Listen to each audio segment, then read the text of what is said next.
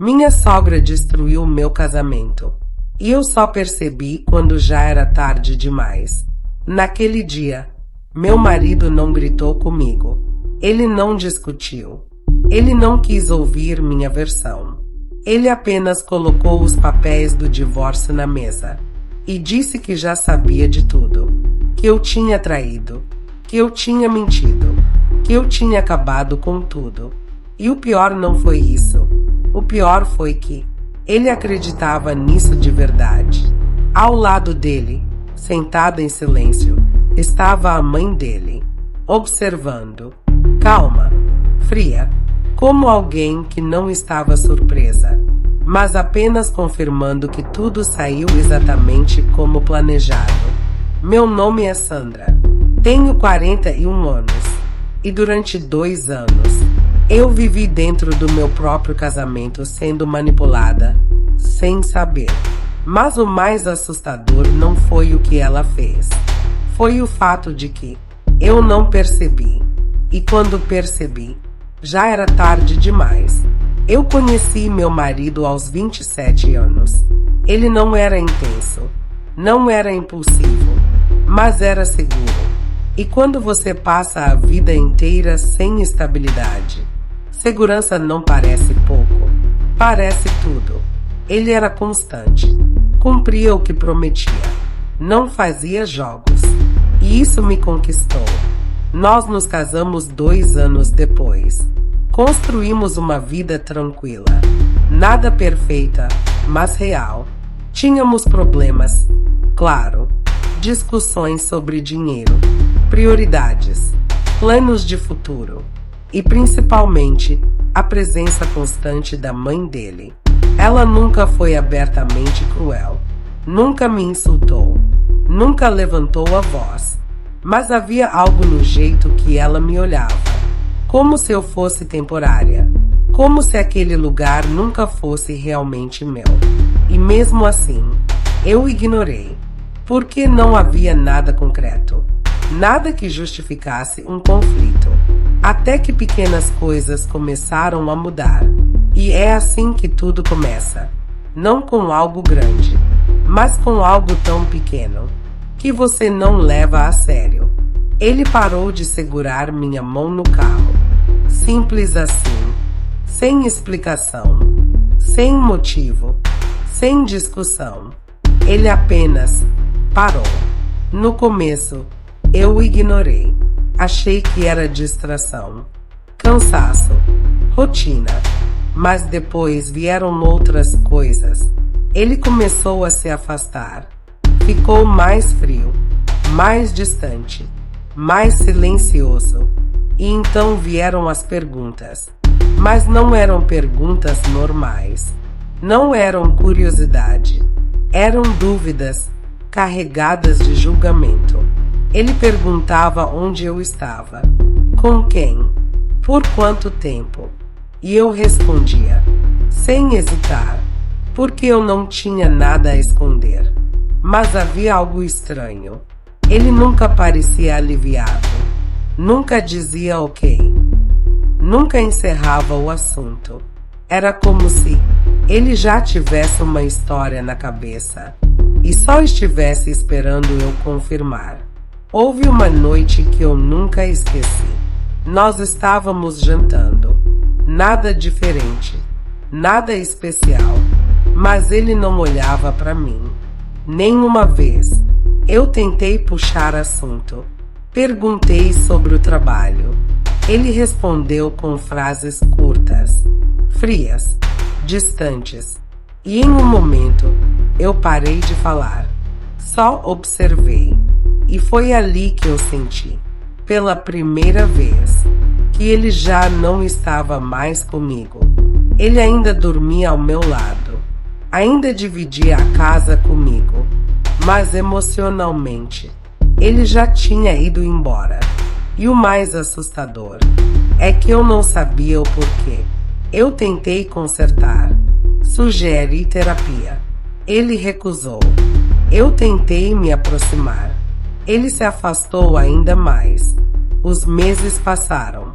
E sem perceber, Eu já não estava tentando manter um casamento. Eu estava tentando provar que não era culpada de algo que ninguém me explicava. Até que uma noite, ele me olhou e disse: "Eu sei, só isso." Mas aquilo foi suficiente. Eu sei do caso. Meu corpo congelou. Porque não havia caso. Nunca houve.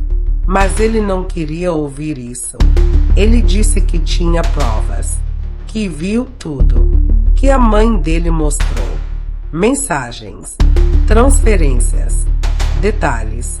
Uma história completa. Perfeita. Convincente. E completamente falsa. Eu pedi para ver. Ele recusou. E naquele momento, algo dentro de mim mudou. Não foi tristeza.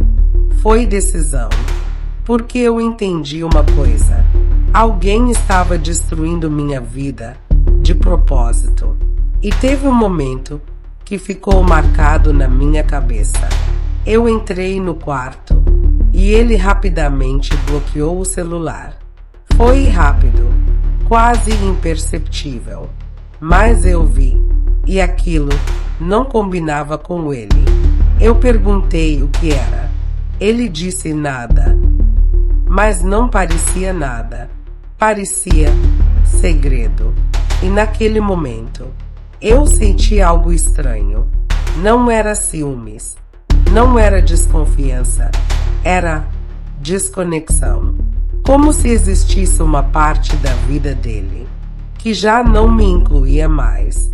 Na manhã seguinte, eu parei de tentar salvar meu casamento e comecei a investigar. Primeira ligação, um investigador particular. Segunda ligação, uma contadora forense. Porque aquilo não era mais sobre sentimentos, era sobre provas. Mas não foi fácil. Houve dias em que nada fazia sentido. Nenhuma resposta, nenhuma confirmação. Só dúvida. E uma pergunta que não saía da minha cabeça. E se ele estiver certo e eu só não estou vendo? Essa dúvida me abalou. Porque não vinha dele, vinha de mim. Mas havia algo que não encaixava. Porque eu não lembrava de nada. Não havia erro. Não havia falha. Não havia nada. E mesmo assim, eu estava sendo acusada. E então eu continuei. Mesmo com medo. Mesmo sem certeza. Até que, 2 semanas depois, veio a primeira descoberta. A conta bancária não existia. Mas havia um documento real, alterado. Alguém pegou um registro verdadeiro e mudou os valores. Criou uma história falsa, baseada em algo real. Aquilo confirmou o que eu já sentia. Isso não foi impulsivo. Foi planejado, com cuidado, com intenção. O investigador então encontrou outro detalhe. As mensagens, os prints, pareciam reais, mas tinham algo escondido. Metadados, informações invisíveis, que mostram de onde aquilo veio. E quando ele analisou, ficou claro, não vieram de mim, não vieram do meu celular, não vieram das minhas contas. Então seguimos o rastro. Semanas passando, pequenas pistas, quase descobertas, até que, finalmente, tudo se encaixou.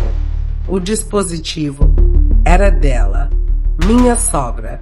Durante 2 anos, ela construiu uma realidade falsa, mensagem por mensagem, dúvida por dúvida, prova por prova. Ela não tentou me atacar diretamente. Ela fez algo muito pior. Ela fez ele acreditar que eu era a culpada. Teve uma semana em que eu achei que estava sendo observada, não por alguém externo, mas pela própria situação. Eu comecei a revisar mensagens antigas, conversas, e-mails, tentando encontrar qualquer coisa, qualquer erro, qualquer detalhe que explicasse aquilo, mas não havia nada. E isso era o mais desesperador, porque quando existe um problema, você pode tentar resolver, mas quando não existe nada, e mesmo assim tudo está desmoronando, você começa a duvidar de si mesma. E eu duvidei, mais do que eu gostaria de admitir. No dia em que ele colocou os papéis na mesa, eu já sabia de tudo. Cada detalhe, cada mentira, cada prova. Mas eu não discuti. Eu não gritei. Eu apenas disse: ainda não. Coloquei um dossiê na mesa, entre ele e ela. Leia. Ele começou, página por página, e eu vi o mundo dele desmoronar. A mãe tentou falar. Ele levantou a mão, e ela ficou em silêncio, pela primeira vez, sem controle. Quando ele terminou, ele não gritou, não chorou. Ele apenas perguntou: isso é verdade? E ela não respondeu. E naquele silêncio, tudo acabou, mas não como ela queria. Eu pedi o divórcio, não ele, e isso mudou tudo. A propriedade ficou com a família dele, e eu escolhi isso, porque nunca foi sobre dinheiro, foi sobre verdade, e eu provei. Depois disso, ele tentou falar comigo, tentou explicar, tentou pedir desculpa, mas havia algo que não dava para recuperar: confiança. Porque quando alguém escolhe acreditar em outra pessoa, sem nem te ouvir, algo quebra e não volta. Hoje, eu não sinto ódio, eu sinto silêncio. Porque ela não destruiu só meu casamento, ela destruiu o próprio filho.